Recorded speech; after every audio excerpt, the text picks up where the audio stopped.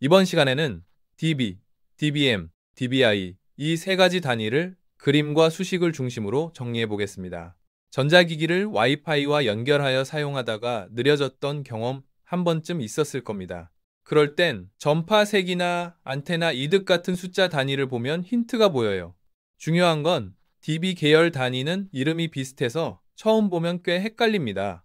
하지만 걱정 마세요. 그림이랑 수식 원리만 이해하면 정말 쉽게 정리됩니다. 먼저 dB부터 볼게요. dB는 두 신호 사이의 비율을 로그로 표현한 단위입니다. 출력이 입력보다 2배면 3dB이고 10배면 10dB입니다. 이 단위를 쓰면 큰 값을 작은 숫자로 바꿔서 비교하기가 쉬워집니다. 다음은 dBm입니다.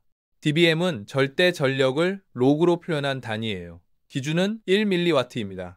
예를 들어 10mW면 10dBm, 100mW면 20dBm. 중요한 건 dBm은 비율이 아니라 절대적인 전력의 크기를 숫자로 나타낸다는 거예요.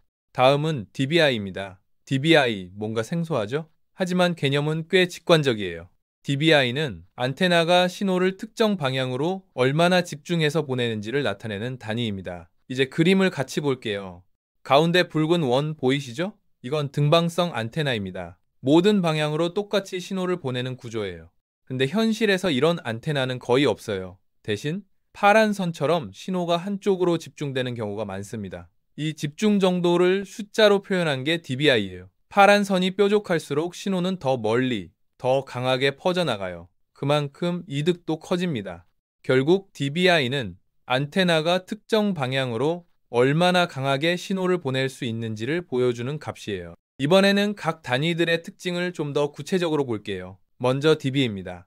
dB는 비율을 로그로 표현하다 보니까 신호 변화의 차이를 명확하게 파악할 수 있어요. 특히 출력 대비 입력의 변화율을 확인할 때 안테나 성능이나 시스템 성능 평가에 매우 적합합니다. 다만 단위가 로그 기반이다 보니 로그 척도에 익숙하지 않은 사람은 이해하는데 어려움을 겪을 수 있어요. 출력 범위가 너무 클 경우엔 값 자체가 복잡하게 느껴지죠. 그럼 dBm은 어떨까요?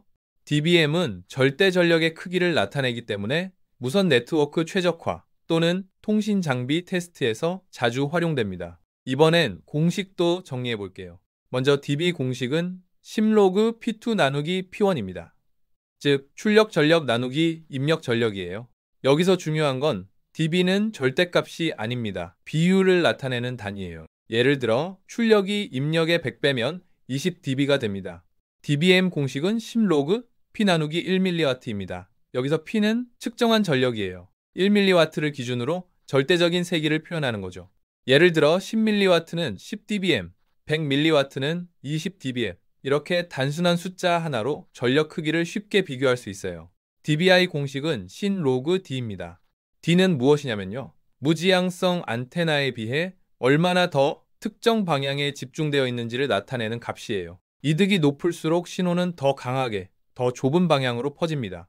여기서 정리 한번 할게요. dB는 비율, dBm은 전력 크기, dBi는 방향성 이득입니다. 모두 로그 기반이지만 기준과 목적은 완전히 다릅니다. 기술적 용도도 다 달라요. dB는 신호 손실을 계산할 때 꼭 필요합니다. 거리, 장애물, 반사 같은 요인이 신호를 얼마나 약하게 만들었는지를 계산하죠. 이걸 기준으로 중계기 설치나 고이득 안테나 적용 여부를 결정하게 됩니다. dBm은 전력 설정 기준이에요. 출력이 너무 크면 간섭이 생기고 너무 작으면 연결이 끊기겠죠? 그래서 수신 감도까지 고려해서 정확하게 출력을 조절해야 합니다. dBi는요, 안테나 설계에서 가장 중요하게 보는 값입니다. 방사 패턴 설계, 빔포밍 기술, 커버리지 설정까지 모두 이 값을 기반으로 결정되죠. 최근엔 AI 기반 안테나 최적화 기술에도 dBi 값이 적극 반영되고 있어요.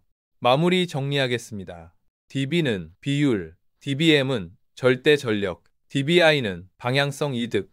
공식은 다 비슷해 보여도 기준도 다르고 목적도 다릅니다. 무선 통신을 제대로 이해하려면 이 셋을 꼭 구분할 수 있어야 합니다. 오늘 강의 정말 잘 따라오셨어요. 지금처럼 하나씩 차근차근 이해하는 게 결국 가장 빠른 길입니다. 다음 강의에서 또 뵙겠습니다.